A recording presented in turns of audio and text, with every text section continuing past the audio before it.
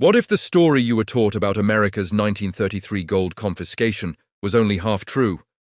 What if the government didn't seize gold because the economy was collapsing, but because ordinary people were quietly slipping out of the system?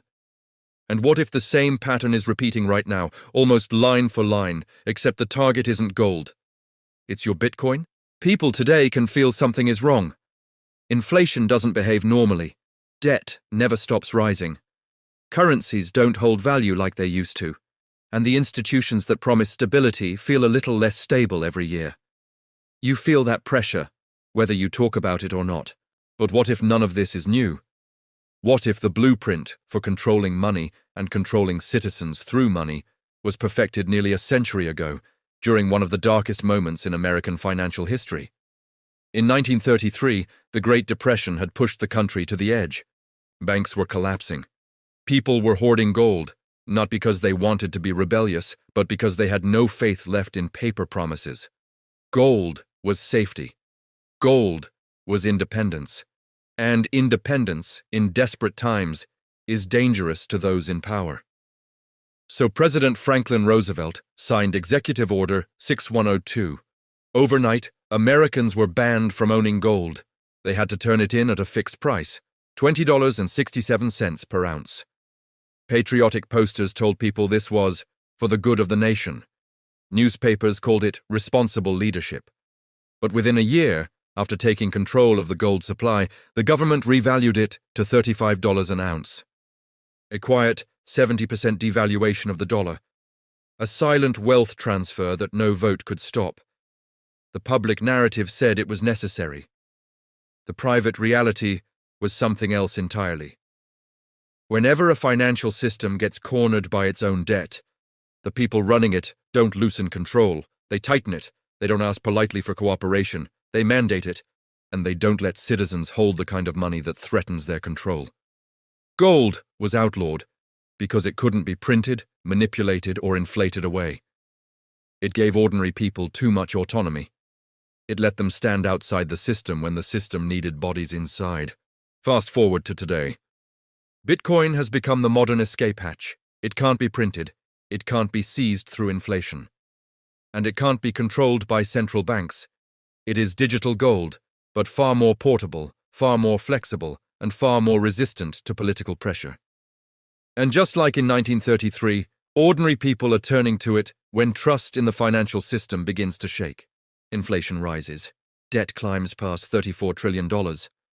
Interest payments break $1 trillion a year. Banks talk about liquidity shortages. Governments talk about systemic risks. And as the pressure grows, the narrative shifts. Suddenly, Bitcoin is framed as dangerous, a threat, a risk to the financial system. The vocabulary changes, but the pattern stays the same. In reports, you hear phrases like unhosted wallet risks or transactional opacity. The message is subtle but clear. The system needs visibility. It needs compliance. It needs control. Sound familiar? Back in 1933, the justification for gold confiscation was economic stability. In 2025, the justification for Bitcoin restrictions will be financial stability. Same pattern. New packaging. But here's the part that almost nobody talks about. In 1933, when the government wanted control, it used physical force. But today they don't need force. They have something more powerful, more technical, more invisible. A global financial network built on fragile promises.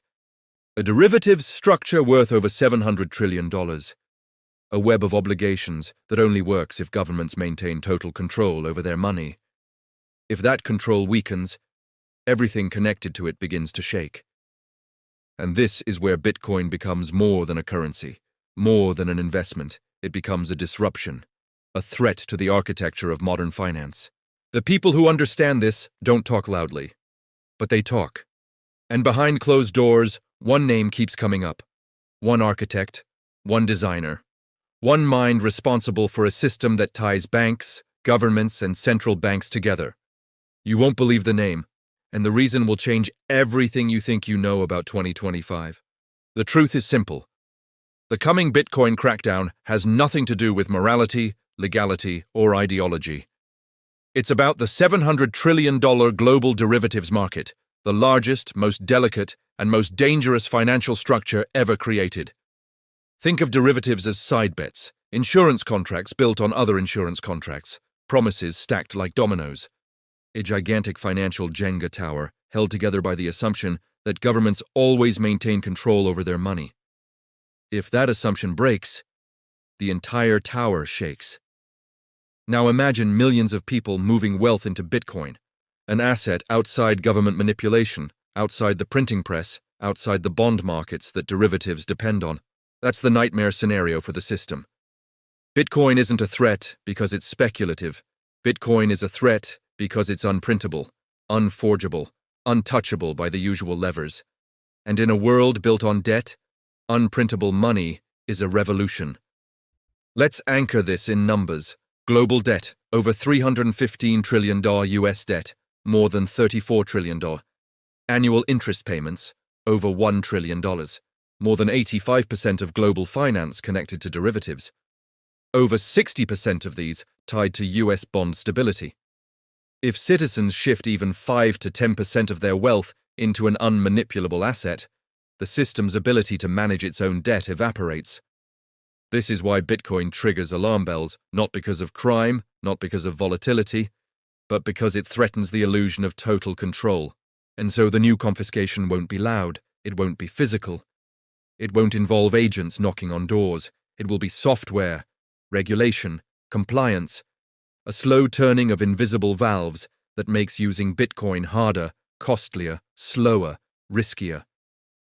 Liquidity restrictions, exchange choke points, capital gains triggers, transaction classifications, wallet verification mandates, not seizure, but suffocation, a soft confiscation. In 1933, the government took gold in broad daylight. In 2025, they'll do it silently through protocols and policy tweaks. That's the elegance of the modern system. It doesn't need force. It has compliance.